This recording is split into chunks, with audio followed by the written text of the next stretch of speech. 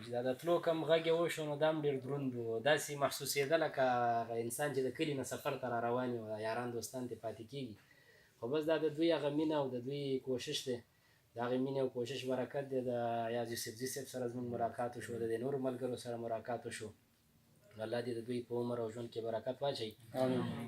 داوړ صاحب د سترګک خبره وکړه نو د مولانا بسمل صاحب یو دوه شعرونه را یاد شو، بخښنه غواړم.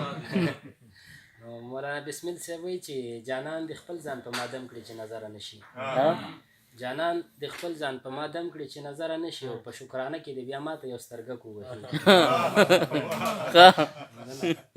جانان د خپل ځان په مادم کړي چې نظره نه شي، او په شکرانه کې د بیا ماته یو سترګک ووهي.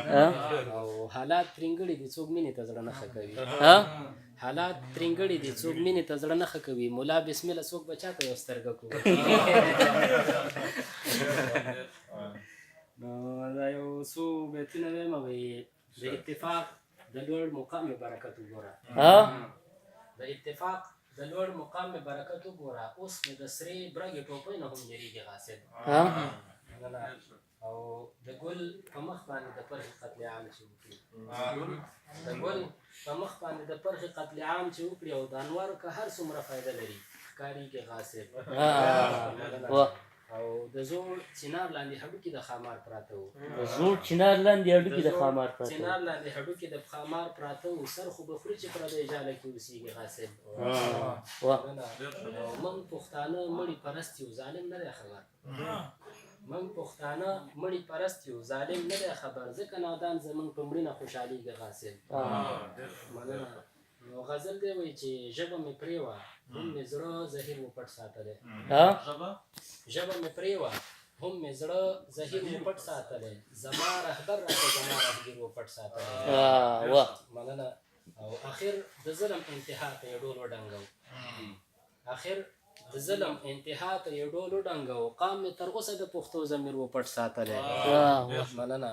اخر د ظلم انتها ته یې ډول وډنګو، قام مې تر اوسه د پښتو ضمیر و پټ ساتلی. او په دې پوه شوی و پښتون دی په زور نه ماتېږي، په دې پوه شوی و پښتون دی په زور نه ماتېږي، تورمخې یار د دښمنۍ زنځیر و پټ ساتلی. مننه. او مینه رسوا شوه په شیشه د شونډو چاپ پاتې و، مینه رسوا شوه په شیشه د شونډو چاپ پاتې و، موبایل کې ډېر مې د ګلاب تصویر و پټ ساتلی. مینه رسوا شوه په شیشه د شونډو چاپ پاتې و، او موبایل کې ډېر مې د ګلاب تصویر و پټ ساتلی.